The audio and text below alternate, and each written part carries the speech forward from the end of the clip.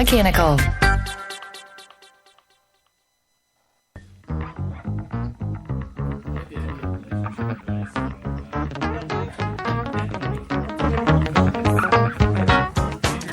All right, welcome back to the show. If your computer is giving you problems, if it's booting up, it takes forever to boot up, if things are crashing all over the place, you're getting viruses left and right, well, take it on down to the guys at Centex Computer Hutto. If you're in the Hutto area, if not, go to centexcomputers.com.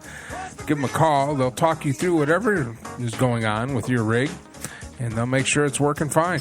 They are responsible for designing and building the Armed Radio Man Cave's flamethrower that's broadcasting tonight. First time, maiden voyage of the flamethrower. And it's doing great. This thing is awesome.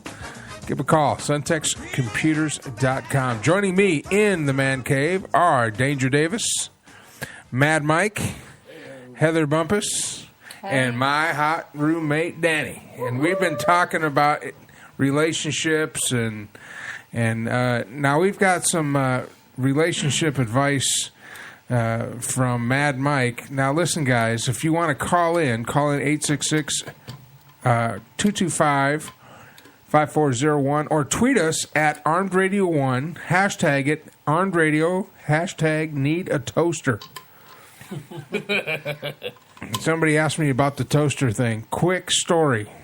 When this all comes from basically a gaming community, and the gaming community is called Armed and Dangerous. It's a gaming clan out of World of Tanks and World of Warplanes and World of Warships. And about 3 years ago now, I was part of a group of guys. We were all just online talking, and the leader of our clan, the guy who started the clan, is named Joe Savino. You guys know him as Joe Rocks. He's got his show on Thursday night, 10 p.m.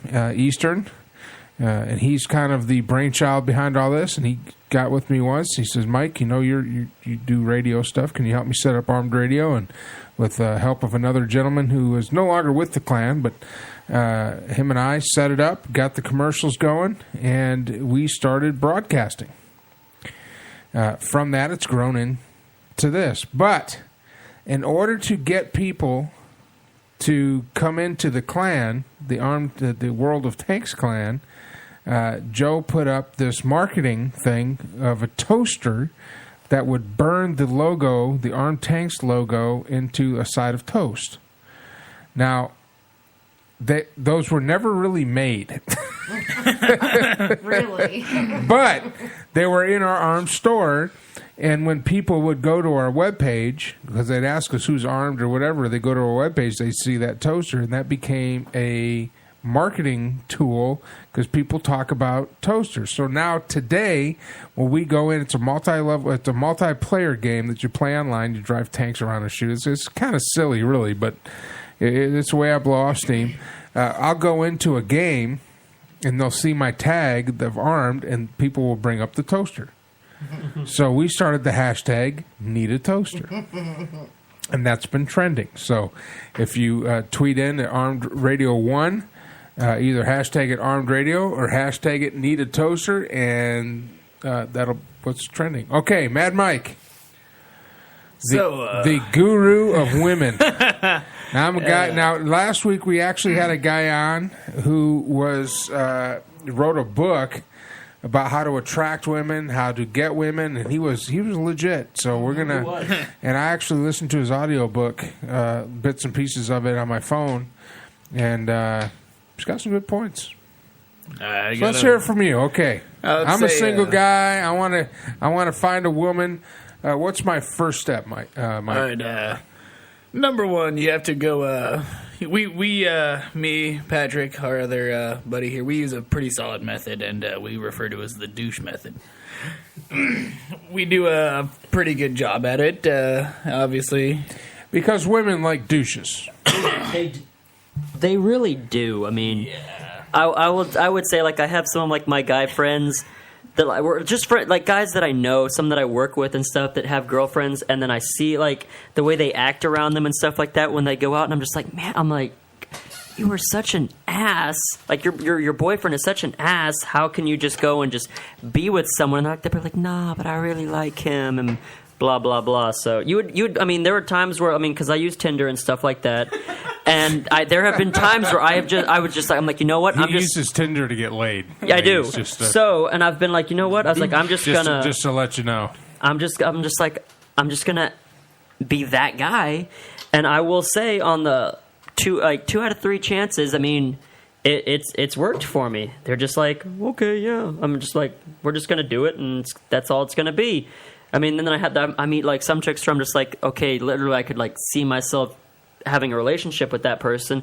But there are some times where I'm just like, I can just be a complete butthead and they'll eat it up. And I don't get it. So it works sometimes, yeah. Okay, so Mike, the douche method. What is the douche method? How do you act like a douche? Well, there's different kinds of douche methods. Patrick obviously, he uses the homo douche method. Works out extremely well in his favor, ridiculously well. I'm still surprised on how it works.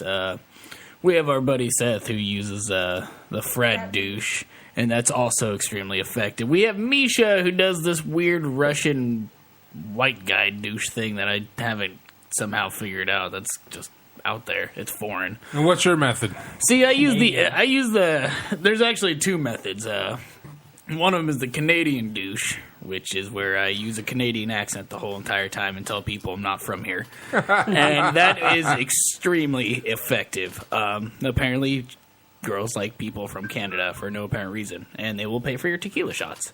The other one, Canada, actually. Canada? Yes. Home of the moose. The other method I use is the outdoorsy they got the herd of meats, eh? Oh, yeah, so the whole entire night we were over at 6th Street, and I just told people, I was from Canada, so we should go and party. And they paid for my booze half the night, and I got wasted and made out with some chicks, and it was weird. So what was the other method? The outdoorsy douche. That's where I wear my tiny shorts and my disgusting running shoes everywhere, and I pretty much just dress like I do every day, which is tiny shorts, grody t-shirt, and just say, yeah, I was outside the whole day doing cool outdoorsy stuff. Yeah, I just finished killing like 30 elk. It was amazing.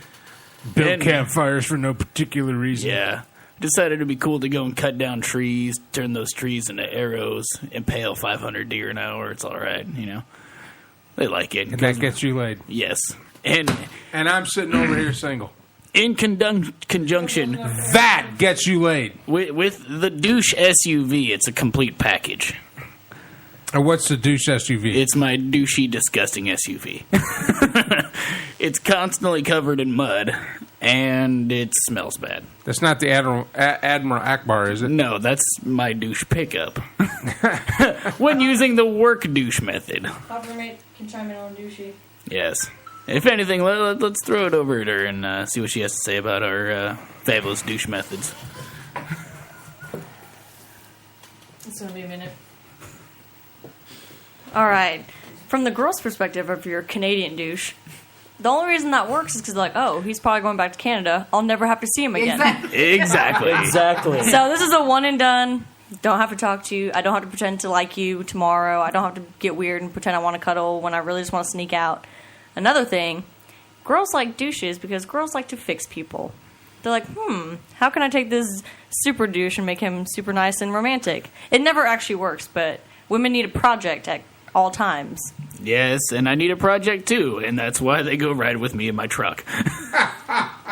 That thing is very unsanitary, and it should be bombed. It should be bug bombed, and it should be tested for new science projects NASA is investigating currently. I will also just say that, and this is like experience from like going downtown and stuff, that girls can be complete assholes. I mean, like I went downtown. I don't. You weren't there with us, Danny, but it was me and me and Aaron. We went downtown, and we were basically like, we're just gonna see about like talking to girls, see if we can just buy them a drink. we went into one place and But they see, just about 2 sentences into it, you're talking to him about your cat. no, we weren't. No, You word vomit all over them. no. So we're talking to Aaron went to try to talk to one girl, and her friend basically just got up in Aaron's face, and this crazy Mexican girl. She was like, "No, you're not gonna talk to him."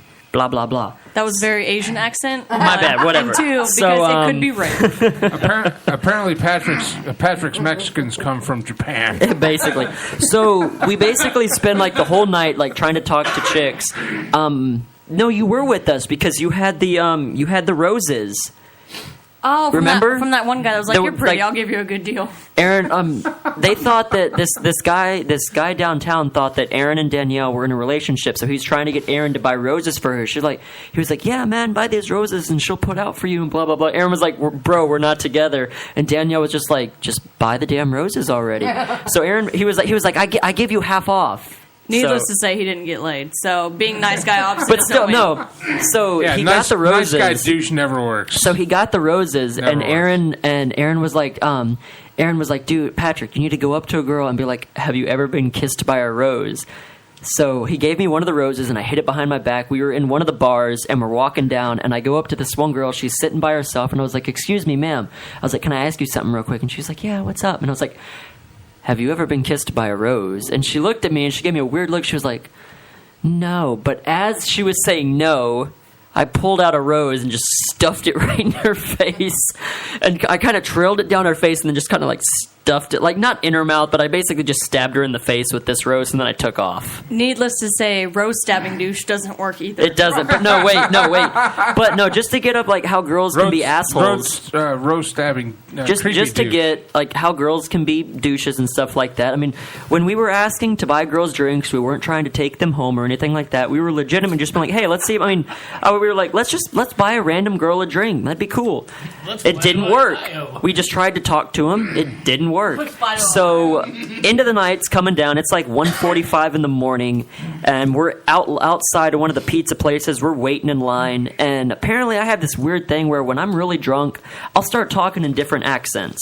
And I started doing an Australian, like to the T, an Australian accent. I can't do it right now. Let's hear it. It was I'm mostly, not it, dr- no, it was it's- mostly Asian. No, legitimate. I mean, if you ask apparently him, Patrick's Australians also come from Japan. I can do it when I'm drunk, apparently, because let me finish the story real quick. So I'm talking to Aaron, and then just out like that out of nowhere, I'm talking in an Australian accent, and I just kept going for it. And there were these girls behind us, and they started talking. They started shut up. So they started talking to me and Aaron and stuff like that. And I mean, I probably had these chicks going for at least 5 minutes. I'm talking to them. I'm like just BSing my way through. I told them I'm from Sydney, Australia, and I'm just down here visiting a friend of mine and blah blah blah. And he was telling me about 6th Street and whatnot. And these girls are talking like, "Hey, you should come back when you're." I was like, "I'm here to grab some pizza because I told this stuff's good. I'm just here to have some fun until I go back next week." And they're like, "Well, if you're not doing anything after 2:00, you should come to our house and like hang out and blah blah blah." Again, because I knew that they would never have to see you again. Exactly. So I'm sitting there talking to them and stuff, and they're just talking back, and they're basically like, "Yeah, you need to come hang out with us." And finally, after I get my pizza, I'm talking to them, and I'm just like, "Good night, ladies." I just completely revert back to my American accent. I'm just like, "Ladies, it's been nice talking to you. My name's Patrick. I'm out." And they were dumbfounded. They were like. I was like, "Yeah." Dude, you're in. I was in, but I didn't want it. You're in. No, if I was in, that means I would have, like, while I'm, like, Because sleeping. he's gay. No, put it this way. If I was in... Because you're gay and you like cats. I do like cats, but no. If I was in, that would have meant that, like, while I'm, like, nailing them, I would have had to talk, like, nail them in an Australian accent, and I don't know if I can do that, so... It would have been really weird if, like... If you were doing it right, you wouldn't have What to are you talk at doing? all. Right? Let them do all the talking. Throw another ship on the barbie.